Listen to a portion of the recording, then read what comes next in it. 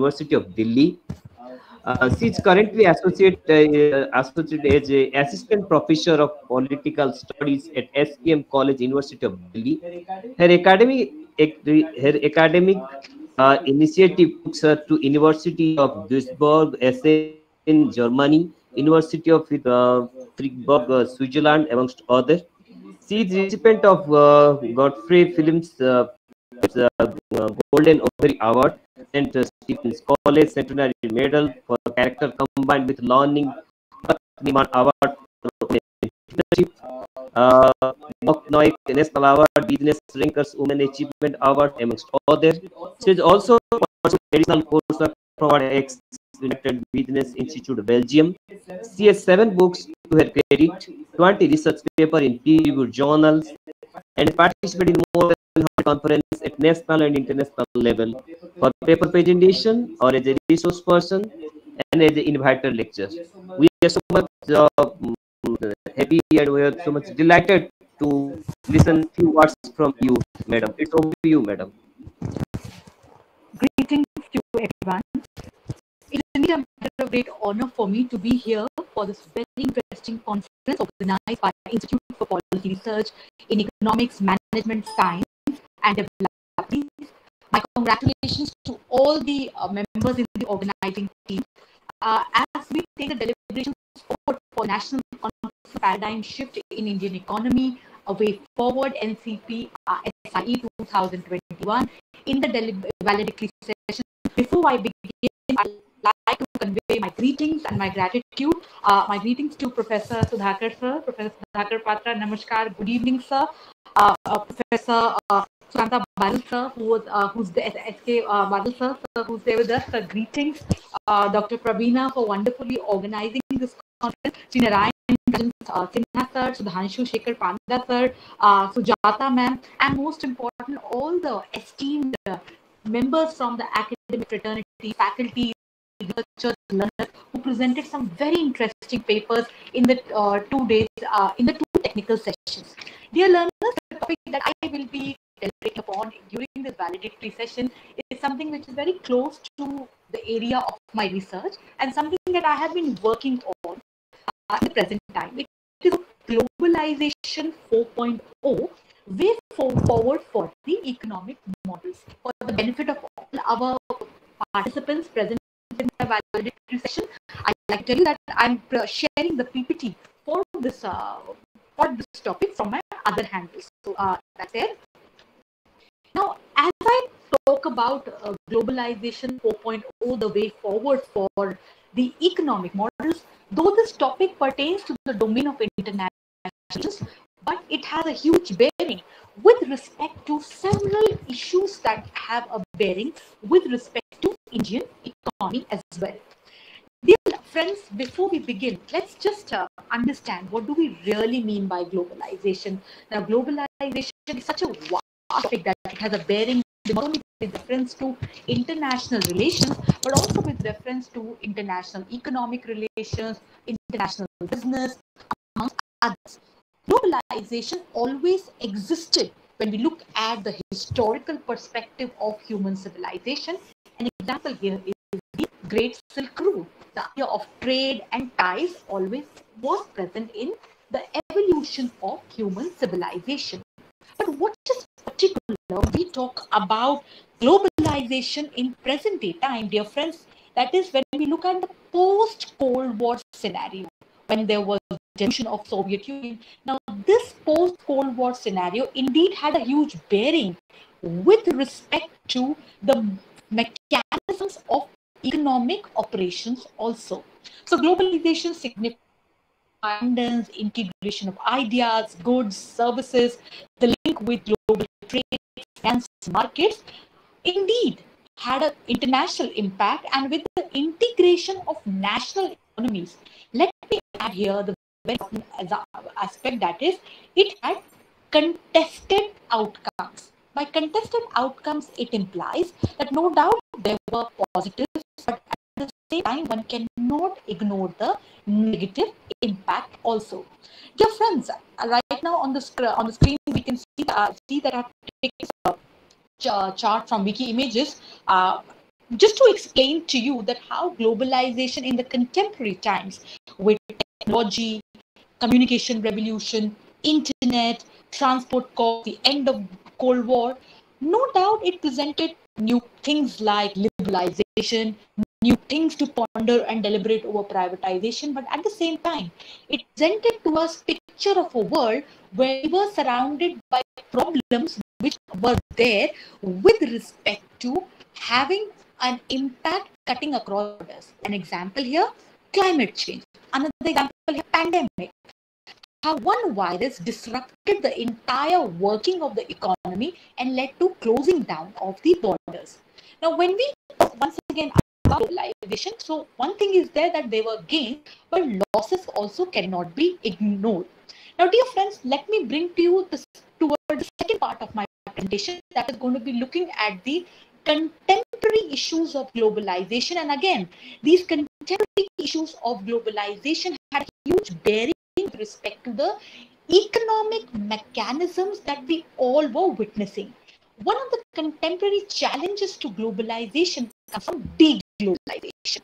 To begin with, deglobalization was the title of the work that was done by Walden Bellow in 2008, talking about that how the process of interdependence somewhere it is contested. It has led to more losses than gains.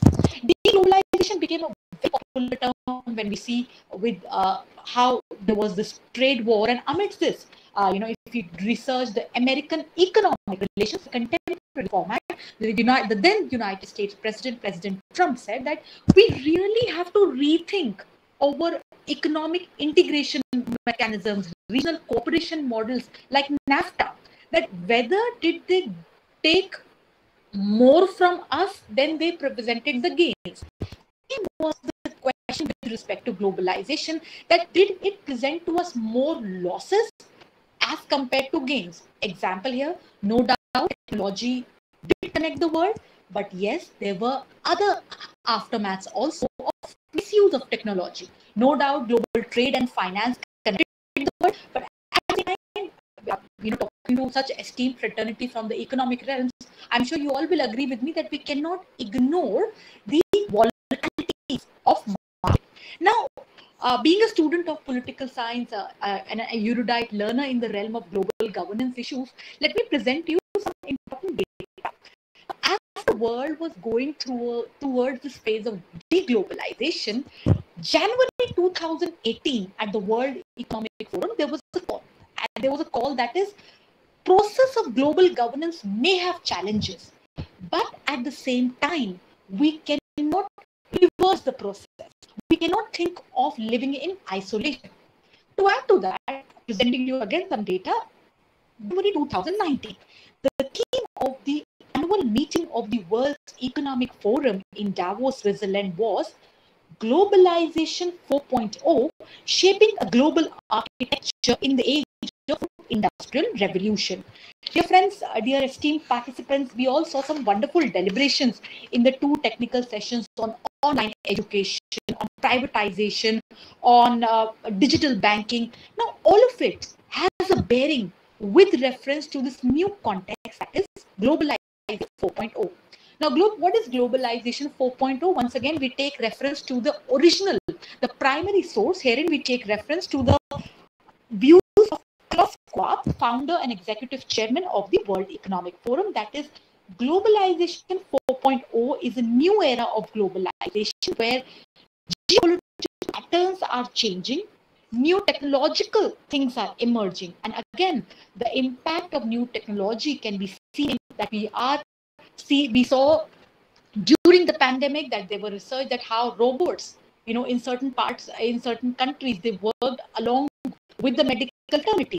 Today, we are looking at Internet of Things, 3D printing, wherein technology, artificial intelligence, where it did carry out the mechanisms of work, the lives and livelihood, and it did not allow in any circumstance the economic activities to shut down. So Klaus Schwab, founder and executive chairman of World Economic Forum, points out, and we quote, that we are entering a new era of globalization, which we called globalization 4.0, and the fourth industrial revolution will shape future global cooperation. Now, when we get to globalization 4.0, just to give you an idea that it is no doubt about technology guiding our lives, technology shaping our economic mechanics, but at the same time, these technologies today, this debate on these technologies is having a bearing with respect to not only global governance, but also with respect to issues that will guide the national interest of respective countries. So here we have globalization 4.0, artificial intelligence, nanotechnology, big data, Internet of Things, autonomous vehicle, 3D printing. So in all realms, for example, quest for new energy resources, we are making use of globalization 4.0 in order to get technology to factor in new energy resources. When we look at the digitization nation, we are in this domain where we are looking at mechanisms how to get technology in the right manner to factor in not only works and livelihood, but at the same time issues of governance. So what we are seeing here is that we cannot ignore, we are living in a world, no doubt we may be we must have seen phases of lockdown and unlocking, but yes, today our values transcend territorial boundaries. Today we are living in a time of flood of new digital technology. And herein, the big challenge here, not only for the economic models, but also for national interests of respective nation states, is that it's not oil, but it is data, which is the new currency of power. Seen in this regards, wherein when we are seeing that how threats today cut across the borders, the idea of security is being redefined, one has to see that the fourth industrial revolution, wherein it did not come all of a sudden. We all know that economy progressed with time. It evolved with time. Just to give you some examples, some elaboration onto Industry 4.0. Industry 1.0, we all know when there was mechanical production, we saw the invention of water, steam.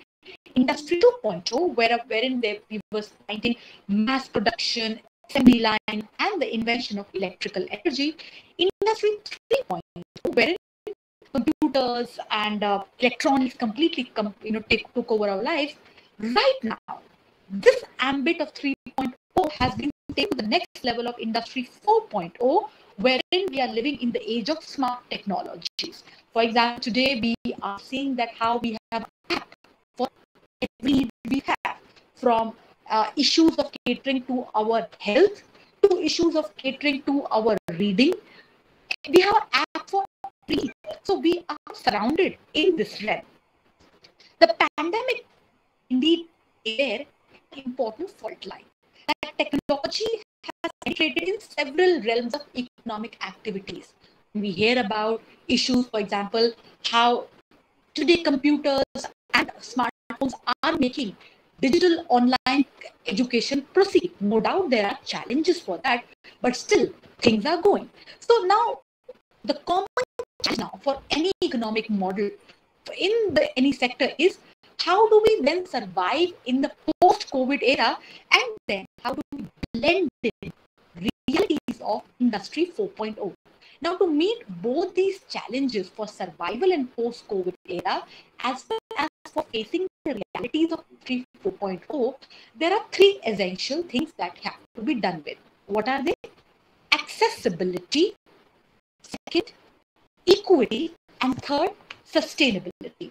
When we talk about accessibility implies that we have to ensure that roots of technological gains as well as awareness penetrate towards what Mahatma Gandhi ji said, that the last person who is least disadvantaged. This will be the true litmus test for judging the gains of digitization.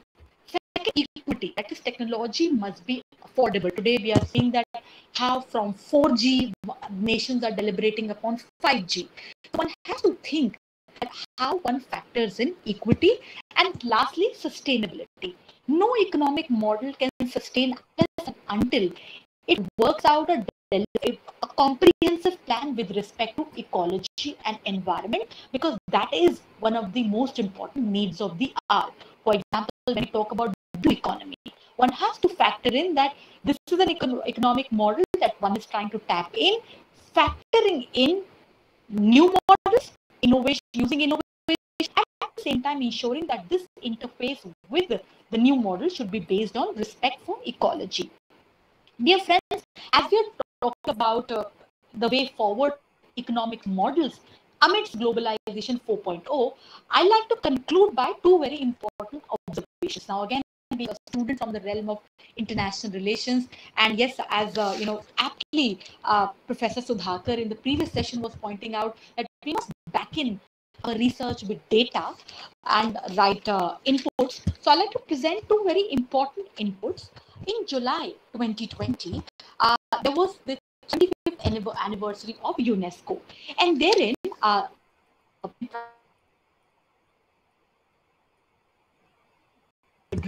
the United Nations Economic and Social Council that one has to use the challenges that have been presented by COVID-19 pandemic to reform the global multilateral system, to enhance its relevance and effectiveness, to make it a basis of human-centric globalization.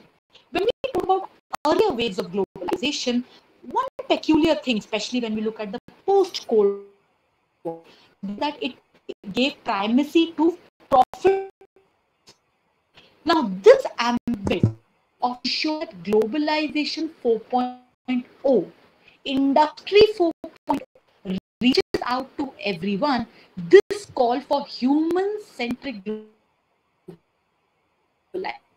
because we've seen how during the trade war, how during deglobalization time, once again, the same questions of gains being limited to few were pointed out. Human-centric globalization is definitely the way out for economic models with respect to not only their respective domestic activities, but also with respect to reach of the models towards international realms.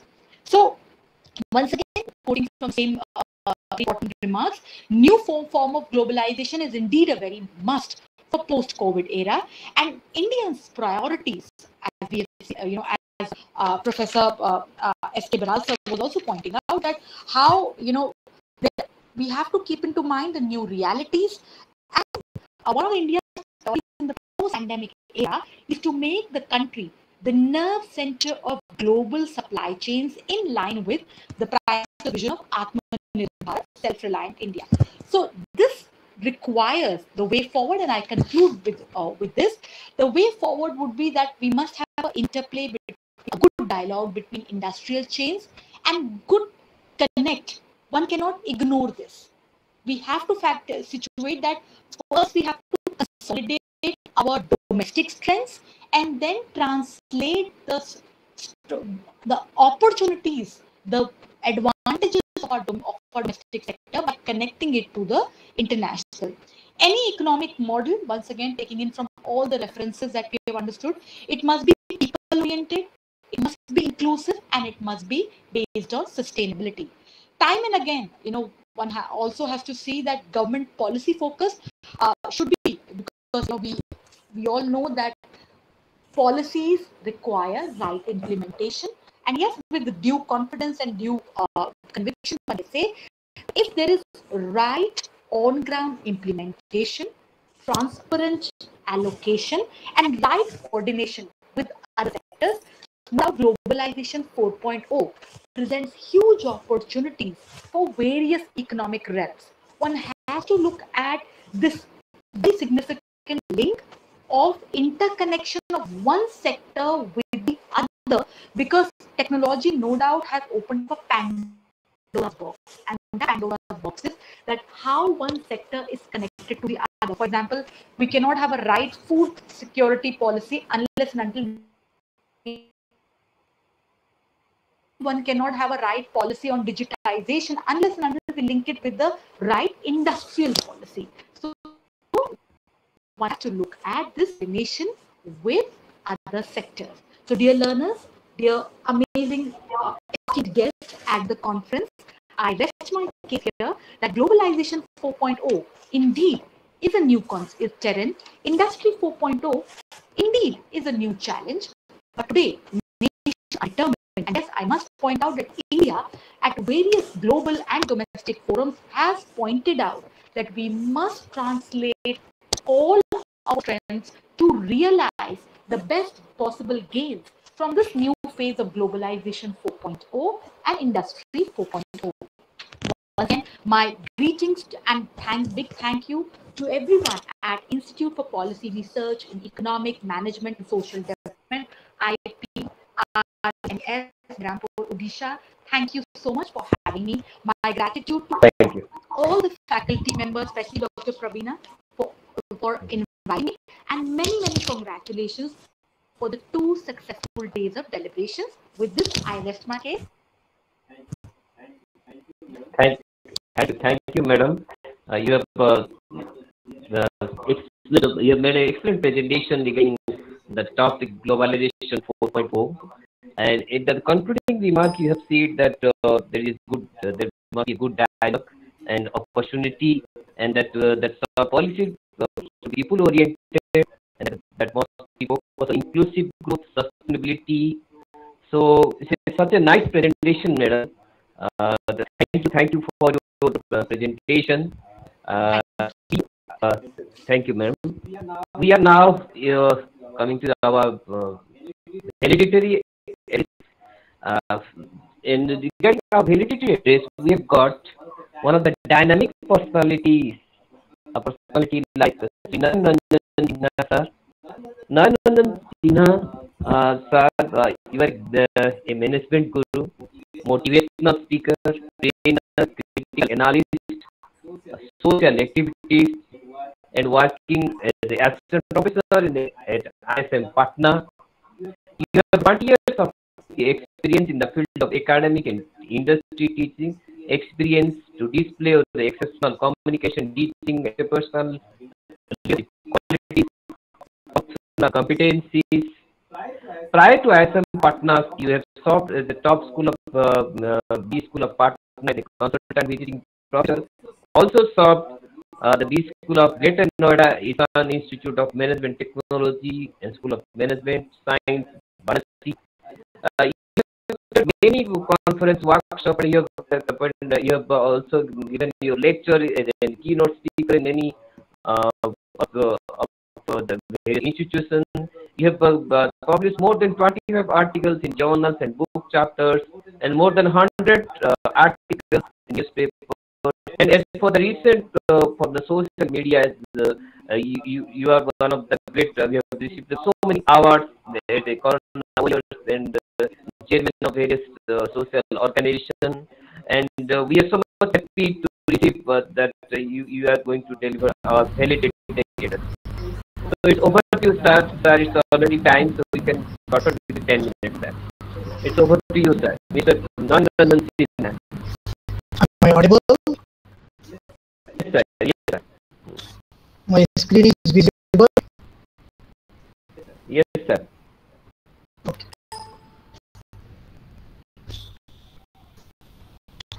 It's a really a great honor for me to be part of this 2-day national conference on the theme Tourism Shift in the Indian Economy Away Forward, NCP-SI 2021.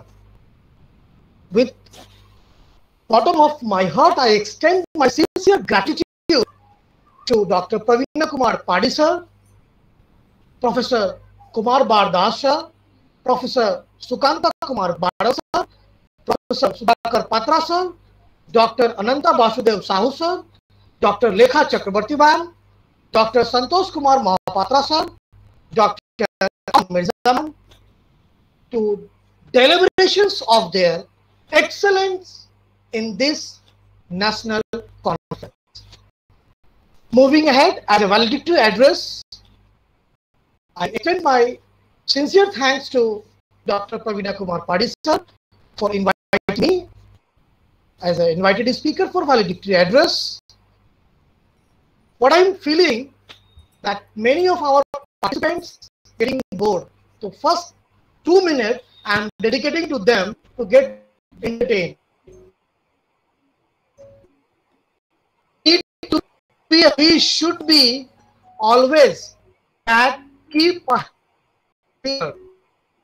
only we will be the fresh mind, then only we will be able to listen someone, then only we will be able to understand someone. To make our heart better, what we need to try is take a sound sleep every day. So I request all the participants along with the eminent speakers to have their evening, have their night, to have their morning and day stress free. Practicing meditation always is wonderful while implementing a walk away and walking outside every day. So these are the practices which we do stresses. Now come to the point, the agenda for which I have been invited. I am delivering here the 10 management tips for who attended these national conferences. Like what I perceive that nowadays people don't want to share the information. We hesitate to communicate with others. Don't do that. Always your information and adaptability. The more adaptive you will be, the more stylish, the more communicative, and the more dynamic personality will be reflected. And always try to grab fun among whatever is the situation. Raise your hand whenever you are inspired with someone or you have any trouble, whenever it is an extra hours too. Always appreciate others, those who are doing well. That will be returning back. If you are doing well, you will also do the same thing, because we are in the era of reciprocation. That means what we are delivering to others, that we are getting back. If you are appreciating others, you will be appreciated more. Remove obstacles, whatever, like bureaucracy, the hindrances of your creativity, hindrances of your innovations that need to be cut down. If you are not able to do so, write on the paper and cut it. You will feel like that you are getting certain confidence what you need to do, and empower through delegation.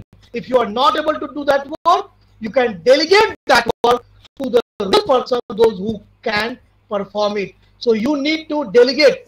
What habits we develop in nowadays, if we are not able to do that, we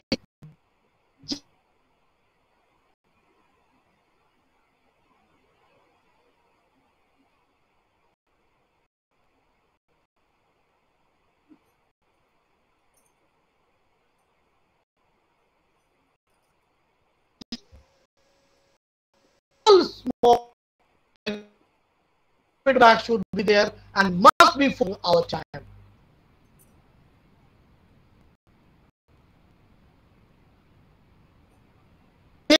To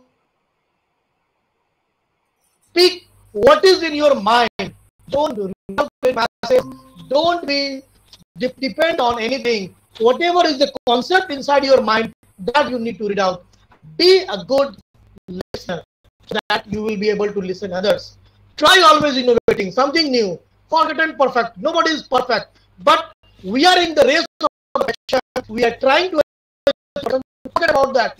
Just do whatever quality you have, whatever ability you have. Always take the challenging job. Take the risk. Acknowledge your weaknesses. Without accepting the weaknesses is the first step to improving the success.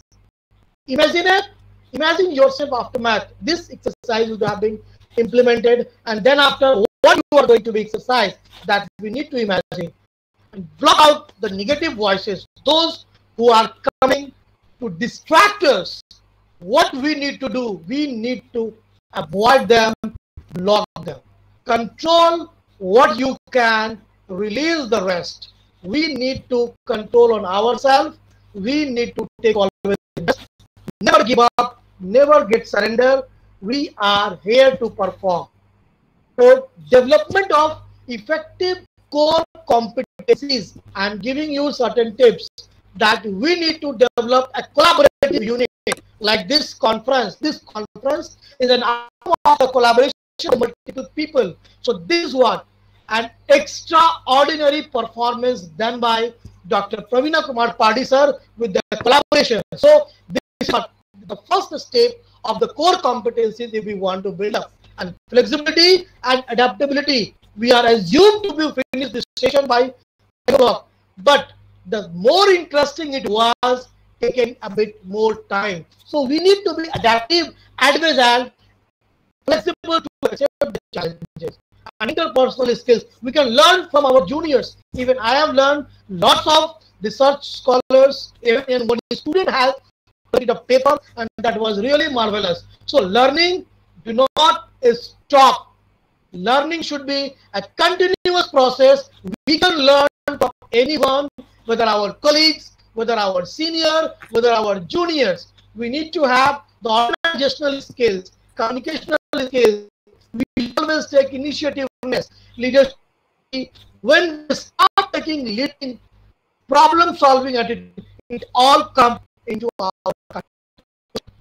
To develop an effective core competencies, we need to work in a team, improve our communication, be adaptive, reliability, get motivated, develop integrity in yourself, decision-making steps, initiativeness, and work standard. Whatever in the work situation, we need to follow the standards, problem solving, stress tolerance, and the organizational abilities.